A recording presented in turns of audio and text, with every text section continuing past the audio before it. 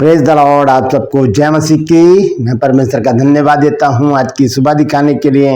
एक और दिन परमेश्वर ने हम सबको दिखाया, हम परमेश्वर को कोटि कोटि धन्यवाद दें। आज मैं तीसरा वचन लेकर आया हूँ जो कलवरी क्रूस के ऊपर प्रभु यीशु मसीह ने कहा। जब प्रभु यीशु मसीह को क्रूसिफाइड किया गया, प्रभु यीशु मसीह क्रूस पर लटके हुए हैं, तो सबसे पहली वाणी उन्होंने बोली कि हे पिता, इन्हें क्षमा कर, क्योंकि नहीं जानते कि क्या कर रहे हैं।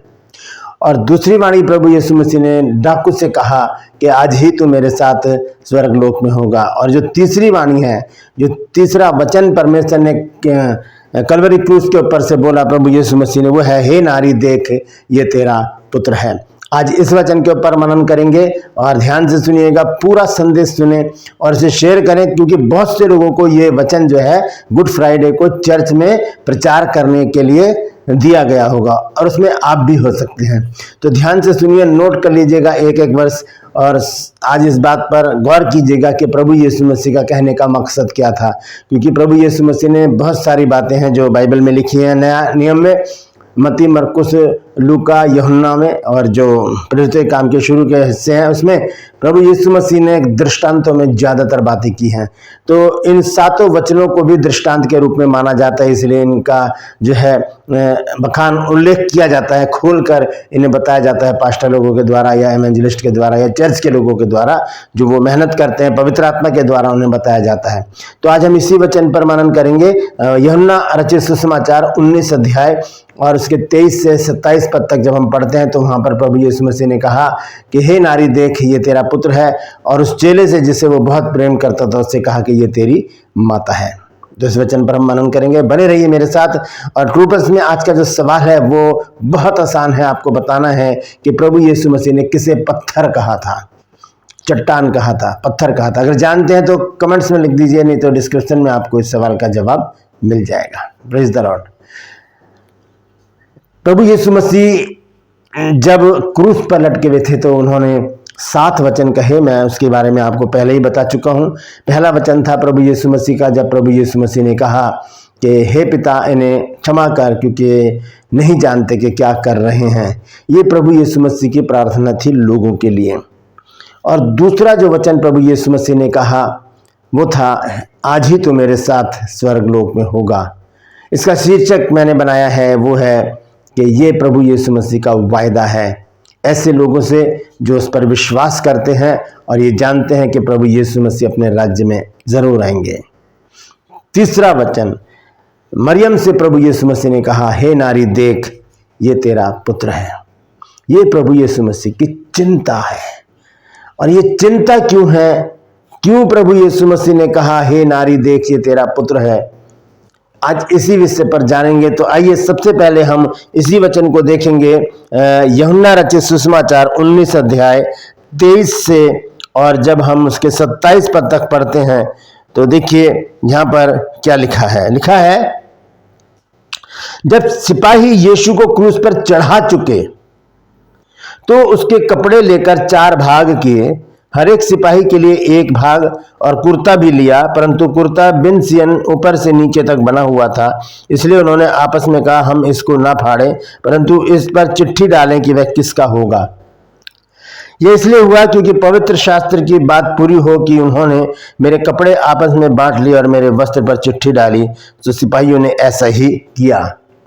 25 पद में लिखा, परंतु यीशु के क्रूस के पास उसकी माता और उसकी माता की बहन मरियम क्लोपास की पत्नी और मरियम मगदलिनी खड़ी थी। 26 पद में लिखा, यीशु ने अपनी माता और उस चेले को जिससे वह प्रेम रखता था पास खड़े देखकर अपनी माता से कहा, हे नारी देख, ये तेरा पुत्र है। ये तीसरी वाणी प्रभु यीशु मसीह ने कलवरी क्रूस पर बोली। क्या कहा? मरियम से क्या कहा? हे नारी देख, ये तेरा पुत्र है। तब उसने चेले से कहा, ये तेरी माता है, और उसी समय से वह चेला उसे अपने घर ले गया। हालेलुया। तो परमेश्वर का धन्यवाद देते हैं इस आज के सुंदर वचन के लिए। अब इसके ऊपर हम थोड़ा मनन करेंगे। अगर प्रभु यीशु मसीह क्रूस पर है और वो ऐसी पीड़ा में है कि बस अगर कोई साधारण मनुष्य होता तो वो ऐसी बातें नहीं करता कि ये तेरा बेटा है, ये तेरी माँ है, ऐसी बातें नहीं करता, बल्कि वो अपने आप को बचाने की कोशिश करता, माफ़ी मांगता, ये चिल्लाता जोर जोर से, रोता जोर जोर से, बिलखता और माफ़ी मांगता, अपने को छोड़ देने की गुहार लगाता। लेकिन प्रभु यीशु मसीह ने ऐसा नहीं किया, क्योंकि प्रभु यीशु मसीह ने पहले ही कह दिया था कि मुझे अपने पिता के पास जाना ज़रूरी है, आवश्यक है। तो प्रभु यीशु मसीह का क्रूसिफाइड होना बहुत ज़रूरी था, क्योंकि यीशु मसीह जाएंगे तभी पवित्र आत्मा हमको देंगे। ये वायदा प्रभु यीशु मसीह ने हमसे किया था। यूहन्ना 14 अध्याय में कहा था कि मैं अपने पिता के पास जाता हूँ और वहां से तुम्हें एक सहायक भेजूंगा जो सर्वदा तुम्हारे साथ रहेगा, अर्थात सत्य का आत्मा, यानी कि पवित्र आत्मा। यीशु मसीह का जाना इसलिए भी जरूरी था क्योंकि वो मिशन था जो यीशु मसीह का, वो पूरा हो चुका था। यहाँ पर हम देखते हैं यीशु मसीह जब अपनी माता की चिंता कर रहे हैं, जो संसारिक रूप से उनकी माता थी, लेकिन यीशु मसीह ने कोई रिश्ता जो है संसार में रहकर नहीं निभाया। यीशु मसीह का एक ही रिश्ता था और वो था अपने पिता से। बार बार यीशु ने कहा मेरा पिता, हे पिता, इस तरह से प्रभु यीशु मसीह ने संबोधित किया अपने बाप को, अपने पिता को, परमेश्वर को। तो वो जो फीलिंग थी यीशु मसीह की, वो यहाँ पर थोड़ी सी डगमगा गई। यहाँ पर आकर जब मरियम को उसने बिलखते हुए, रोते हुए देखा, तो यीशु मसीह तो मनुष्य के रूप में थे और वहाँ पर यीशु मसीह थोड़ा सा पिघल गए और उन्हें चिंता हुई अपनी माता की, क्योंकि मरियम वो स्त्री थी जो यीशु मसीह की सेवकाई में उनके साथ साथ रहती थी। इसका एक सबूत है, जब गलील के काना में जब शादी थी, तो वहाँ पर प्रभु यीशु मसीह, उसके चेले और मरियम भी थी वहाँ पर, और वहाँ पर वो जानती थी कि ये आश्चर्यक्रम करेगा। तब वहाँ पर बहुत सारी घटना हुई है, वो हम बाद में देखेंगे, आप पढ़ लीजिएगा 2 अध्याय यूहन्ना में। तो यहाँ पर हम देखते हैं कि यीशु मसीह के साथ साथ रहती थी और यीशु मसीह के साथ अटैच थी। यूसुफ का जिक्र नहीं है ज़्यादा, यूसुफ का जिक्र कहीं नहीं आता कि वो यीशु मसीह के साथ रहा या यीशु मसीह से उसने बातचीत की, लेकिन मरियम से ये एक अटैचमेंट थी यीशु मसीह की, क्योंकि वो उसकी माता थी और पवित्र आत्मा की ओर से वो मरियम के गर्भ में आए थे। तो जब यीशु ने रोती माँ की चिंता की, ये एक संवेदनशील फीलिंग है, बहुत ही नाजुक, भावुक एक ऐसा क्षण था जब यीशु मसीह ने अपनी माता को रोते हुए देखा। वो बिलख बिलख कर रो रही थी, क्योंकि उसके बेटे को, पहलौठे बेटे को उसको सूली पर चढ़ाया जा रहा था अपनी आंखों के सामने। कौन माता पिता अपने बच्चों को इस तरह से देख सकता है? एक माँ अपने बेटे को मरते हुए देख रही थी और उसकी फीलिंग को प्रभु यीशु मसीह समझ रहे थे कि ये जो स्थिति है ये बड़ी भयंकर है, ये बहुत खतरनाक है, क्योंकि अभी मुझे तो, वो यीशु मसीह जानते थे कि मुझे तो मरना है, लेकिन मैं अपनी माता के लिए जो संसारिक रूप से मेरी माँ है, मैं इसका क्या बंदोबस्त करूं? तो प्रभु यीशु मसीह ने कहा, यूहन्ना भी वहाँ पर खड़ा था और कहा कि यूहन्ना से कहा कि ये तेरी माता है, हे नारी देख ये तेरा पुत्र है, और यूहन्ना से कहा ये तेरी माता है। तो ये फीलिंग थी यीशु मसीह की, क्योंकि यीशु मसीह मनुष्य के स्वभाव में थे। हम देखेंगे यीशु मसीह को ना 2 तरह से संबोधित किया गया है वचन में, मनुष्य का पुत्र और परमेश्वर का पुत्र। तो परमेश्वर का पुत्र जब हम कहते हैं तो वहां पर हम प्रभु यीशु मसीह में ईश्वरत्व के गुण देखते हैं, ईश्वरत्व के गुण, यानी कि परमेश्वर के वो स्वभाव जो परमेश्वर में होता है वो यीशु मसीह में दिखाई देता है। वो ऐसे काम जो सिर्फ परमेश्वर कर सकता है, मुर्दों को जिंदा करना, पानी पर चलना, आंधी को डांट देना, मलखुस के कान जोड़ देना, तो ये ऐसे वो काम थे जो परमेश्वर करता है, और यही काम प्रभु यीशु मसीह ने किए। ये उसके मनुष्यत्व को नहीं बल्कि ईश्वरत्व को दर्शाता है। और दूसरी जगह जब हम देखते हैं प्रभु यीशु मसीह को मनुष्य का पुत्र कहा गया, तो वहां पर हम यीशु मसीह के अंदर मनुष्यों की फीलिंग देखते हैं। यीशु मसीह को तरस आता है, यीशु मसीह को भूख लगती है, यीशु मसीह को नींद आती है, यीशु मसीह थक भी जाते हैं, यीशु मसीह चिंता भी करते हैं, यीशु मसीह खाना भी खाते हैं, पानी भी पीते हैं। यह है मनुष्यत्व के गुण जो यीशु मसीह के अंदर पाए जाते हैं। तो ये स्वभाव था जो यीशु मसीह का, जो परमेश्वर के अंदर था और जो मनुष्य के अंदर था। इसीलिए प्रभु यीशु मसीह को मनुष्य का पुत्र और परमेश्वर का पुत्र दोनों नामों से संबोधित किया गया है। तो हम जानते हैं कि यीशु मसीह का जाना तो निश्चित था। यीशु मसीह ने पहले ही कह दिया था कि मुझे जाना है। और जब पतरस ने कहा था कि कोई मैं तो तेरे साथ मरने के लिए भी तैयार हूं, तब यीशु मसीह ने कहा था कि आज तू मरने की बात करता है, आज मुर्ग के बांग देने से पहले ही तू 3 बार मेरा इनकार करेगा। और ऐसे ही हुआ। तो ये भविष्यवाणी यीशु मसीह की पूरी हुई थी। तो हम देखते हैं कि उसने अपनी माँ के लिए एक अच्छा बंदोबस्त किया। चिंता जब हम करते हैं किसी की, तो हम उसके लिए एक अच्छा उपाय करते हैं, बंदोबस्त करते हैं। हम जब पुराने नियम में जाते हैं, वहां पर जब परमेश्वर ने अब्राहम को एक बेटा दिया जिसका नाम उसने इसहाक रखा, 100 साल की उम्र में उसे बेटा दिया। फिर एक दिन परमेश्वर ने कह दिया कि इसको बलि चढ़ा दे। यहाँ पर बड़ी समस्या हो गई, लेकिन हम इब्राहिम की बातों को जानते हैं कि उसने कभी भी परमेश्वर से आर्गुमेंट नहीं किया, उसने कभी भी परमेश्वर से बहस नहीं किया और ये नहीं कहा मैं नहीं करूँगा, ये ऐसी वैसी बातें उसने कभी नहीं की। उसने उठाया अपने बेटे को और चल दिया मोरिया पहाड़ी पर। बेटे ने पूछा भी कि पिताजी वो मेढ़ा कहाँ है जिसका हम बलि करने जा रहे हैं? तब क्या कहा था अब्राहम ने कि परमेश्वर इसका उपाय खुद करेगा। वो जानता था। क्या जानता था वो? आइए देखेंगे इब्रानियों की पत्री 11 अध्याय के 17 पद में क्या लिखा है। इब्रानियों 11 अध्याय 17, हिब्रू चैप्टर 11 वर्स 17 लिखा है, विश्वास ही से इब्राहिम ने परखे जाने के समय इसहाक को बलिदान चढ़ाया और जिसकी प्रतिज्ञाओं को सच माना था और जिससे ये कहा गया था कि इसहाक से तेरा वंश कहलाएगा, वह अपने इकलौते को चढ़ाने लगा। अब 19 पद में देखिए क्या लिखा है, क्योंकि उसने विचार किया कि परमेश्वर सामर्थी है कि मरे हुए में से जिलाए, तो उन्हीं में से दृष्टांत की रीति पर वह उसे फिर मिला। वो जानता था कि परमेश्वर अगर ये मर भी गया तो परमेश्वर इसको जिला देगा, जबकि ऐसा कोई भी केस उस समय नहीं हुआ था कि किसी मुर्दे को जिलाया गया हो। लेकिन अब्राहम इतना बड़ा विश्वासी था कि उसको पता था कि अगर परमेश्वर ने मांगा है तो मैं दे दूंगा, परमेश्वर उसे लौटा के मुझे दे देगा, वो फिर से इसको जिला देगा। और जब वो पहाड़ी पर गया, उसने वेदी पर उसको लिटा दिया और जैसे ही चाकू निकाल कर मारने लगा उसको, तब स्वर्गदूत ने कहा रुक जा। और झाड़ियों में एक मेढ़ा बंधा पड़ा था। ये क्या था? ये एक उपाय था। क्योंकि जब हम परेशानी में होते हैं, जब हम चिंता में होते हैं, जब हम क्लेश में होते हैं, ऐसी परिस्थिति में होते हैं कि हमें कोई उपाय नहीं सूझता, उस समय परमेश्वर हमारा उपाय करता है।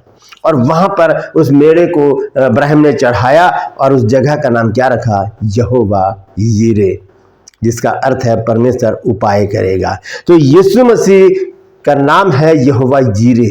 यीशु मसीह ने क्या किया? मरियम के लिए उपाय किया। उसके अपने बाद, यानी कि उन्हें पता था मैं तो चला जाऊंगा अब, लेकिन मेरे बाद मेरी माँ का देखभाल कौन करेगा? तब उसने यूहन्ना को, अपने चेले को चुना अपनी माँ की देखभाल के लिए। यीशु मसीह ने एक अच्छा उपाय किया। यीशु मसीह ने एक अच्छा बंदोबस्त किया अपनी माँ के लिए और कहा, हे नारी देख, ये तेरा पुत्र है, ये तुझे संभालेगा। मुझे तो जाना ही है, क्योंकि मैं फिर से आऊँगा और फिर तुम्हें अपने साथ लेकर जाऊँगा। Praise the Lord. हम जानते हैं इसके बाद मरियम ने सेवकाई की।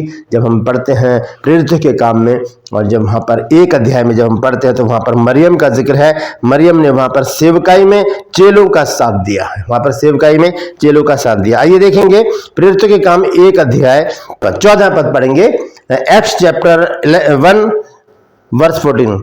ये सब कई स्त्रियों और यीशु की माता मरियम और उसके भाइयों के साथ एकचित होकर प्रार्थना में लगे रहे। तो मरियम ने एक सेवकाई शुरू की और वो चेलों के साथ मिल गई। ये प्रभु यीशु मसीह ने मरियम को बचाने के लिए क्या किया? चेले के हाथ में सौंप दिया। क्योंकि अगर चेले के हाथ में नहीं सौंपता तो फिर कौन देखभाल करता उसका?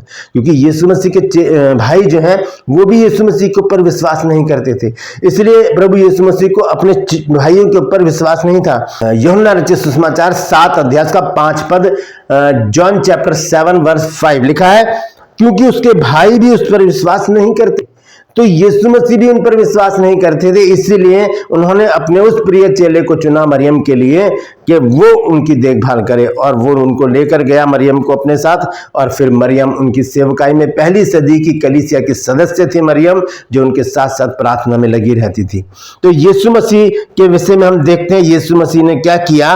यीशु मसीह ने चिंता की, अपनी माता की चिंता की। यीशु मसीह ने अपनी माँ का आदर किया, क्योंकि यीशु मसीह वचन को अच्छी तरह जानते हैं कि अपनी माता और अपने पिता का आदर कर, ये परमेश्वर का वचन कहता है। प्रभु यीशु मसीह ने बंदोबस्त किया, प्रभु यीशु मसीह ने बंदोबस्त मतलब उपाय किया, क्योंकि यहोवा जीरे कौन है? वो प्रभु यीशु मसीह ही है। और तरस खाया प्रभु यीशु मसीह ने। हम देखते हैं जब यीशु मसीह ने भीड़ को देखा तब तरस खाया, और यीशु मसीह व्याकुल हो गए आंसुओं को देखकर। आपको याद होगा जब लाजरस मर गया था और यीशु मसीह वहां पर गए, तब वहां पर देखा तो लोग बिलक बिलक के रो रहे थे। तब क्या हुआ? यीशु मसीह के आंसू निकल आए। जब हम देखते हैं यूहन्ना रचित सुसमाचार उसका 11 अध्याय और उसका 35 पद, 11 अध्याय 35 पद, जॉन चैप्टर 11 वर्स 35, यहाँ पर लिखा है, और यीशु के आंसू बहने लगे। ये एक मनुष्यत्व का गुण है जो यीशु मसीह के अंदर था। वो रोता हुआ देखकर व्याकुल हो गया। तो क्या अपनी माँ को देखकर यीशु मसीह व्याकुल नहीं होंगे? यीशु मसीह वहाँ पर व्याकुल हुए और तड़प गए अपनी माँ की इस हालत को देखकर। तब कहा, हे नारी, मेरे लिए मत रो, मैं तो जाता ही हूँ, लेकिन तेरा पुत्र वो है। हे नारी, देख, ये तेरा पुत्र है। और उस चेले से कहा, ये तेरी माता है। Praise the Lord. परमेश्वर इन वचनों के द्वारा हम सबको आशीष दे। यदि आज आपने कुछ नया सीखा है तो कमेंट्स में ज़रूर लिखिए और इस वचन को शेयर कीजिए, ताकि और भी लोग इन बातों को जान सकें। क्योंकि बहुत से लोगों को ये वचन शेयर करना है गुड फ्राइडे पर, आपको भी करना है, तो लिख लीजिए एक एक वचन। मैंने बहुत कम वर्सेस निकाली हैं आज, ज़्यादातर आपको बोलना ही है। कम वर्ष निकालें, ज़्यादा बोले, ताकि लोगों की समझ में अच्छी तरह से आ जाए कि प्रभु यीशु मसीह ने क्यों कहा कि हे नारी, देख, ये तेरा पुत्र है। Praise the Lord. True pulse में आज का सवाल है कि यीशु मसीह ने किसे पत्थर कहा था? जानते हैं तो कमेंट्स में लिख दीजिए, नहीं तो डिस्क्रिप्शन में आपको इस सवाल का जवाब मिल जाएगा।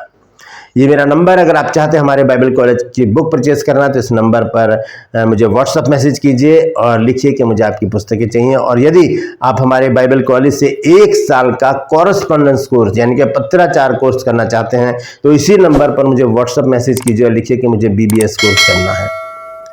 आपको पूरी जानकारी उसी समय दी जाएगी। Praise the Lord.